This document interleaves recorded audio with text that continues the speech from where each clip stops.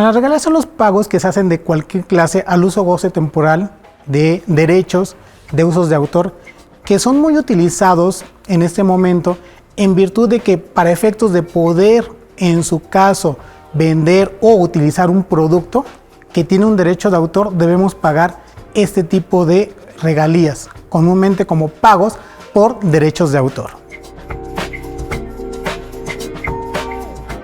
Ahí debemos de hacer la separación. De conformidad con el artículo 15b del Código Fiscal de la Federación, no es lo mismo una regalía que una asistencia técnica. En su caso, la regalía estamos pagando un derecho de autor. En el caso de la asistencia técnica, lo que estamos pagando es un servicio profesional. Por lo tanto, va a tener una diferente connotación desde el punto de vista fiscal lo que es la regalía y la asistencia técnica. Uno es el uso o goce temporal y el otro es directamente una prestación de un servicio que estamos prestando.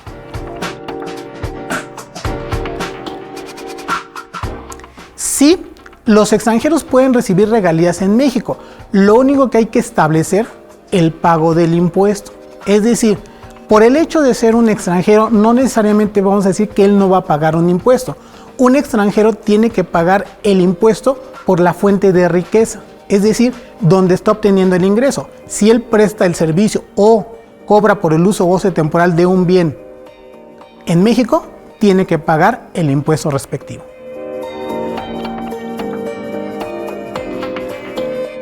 En este sentido, la ley del impuesto a la renta contempla la fuente de riqueza. Si la fuente de riqueza se está dando en territorio nacional, que ellos están dando este tipo de regalía, el uso o goce temporal en territorio nacional, el impuesto se va a pagar conforme al título quinto, que es residentes en el extranjero.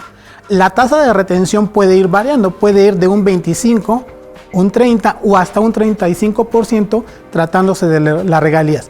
Pero la parte primordial es entender dónde se encuentra la fuente de riqueza. Y aquí en México está regulada a través del título 5 de la ley del impuesto a la renta. Directamente, si es el beneficiario efectivo, él es el que tiene que pagar el impuesto. ¿Por qué? Porque puede darse el caso que si un extranjero por alguna situación cede los derechos o llega a morir o llega a fallecer, la tercera persona puede cobrar también las regalías, pero ya entraría dentro de otro régimen de tributación.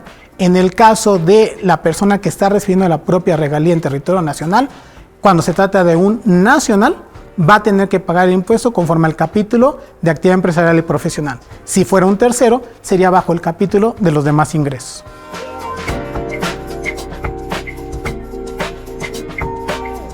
Bueno, la tasa de retención en el extranjero, tratándose de países con los que tengamos un tratado para evitar la doble tributación, normalmente se considera en un 10%.